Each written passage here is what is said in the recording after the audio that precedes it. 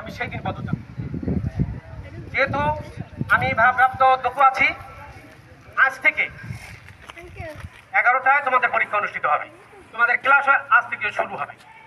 আর আমি বলেছিলাম 21 ও 22 জানুয়ারি আমাদের বার্ষিক ক্রীড়া প্রতিযোগিতা এটাও অনুষ্ঠিত হবে।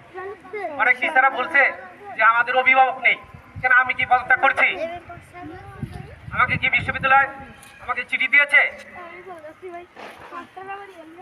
আমার এই কলেজে কোনো বহিরাগত প্রবেশ করতে পারবে না।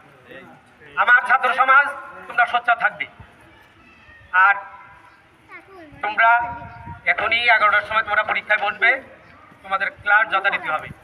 আর এই যে অফিস, এটা তো আয়না ঘর তৈরি হয়েছে, এখনো তালা ঝুলানো। এই চাবি কোথায়?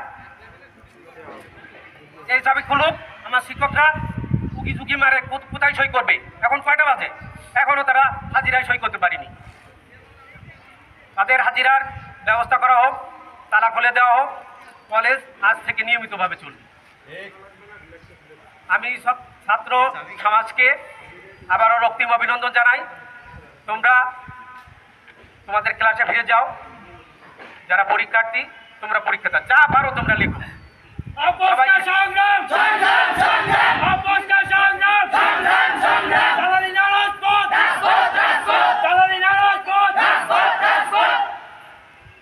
সবাইকে অভিনন্দন। আমার প্রাণপ্রিয় ছাত্ররা, তোমরা তোমাদের ক্লাসে যাও, তোমাদের বিক্ষোভ কি করে স্থগিত করো। আজ থেকে তোমাদের ক্লাস নিয়মিত হবে, তোমাদের পরীক্ষাও নিয়মিত হবে। তোমরা আতঙ্কিত হবে না। যেহেতু জাতীয় বিশ্ববিদ্যালয় আমাকে কোনো চিঠি দেয়নি, আমি এখনও দায়িত্বে আছি।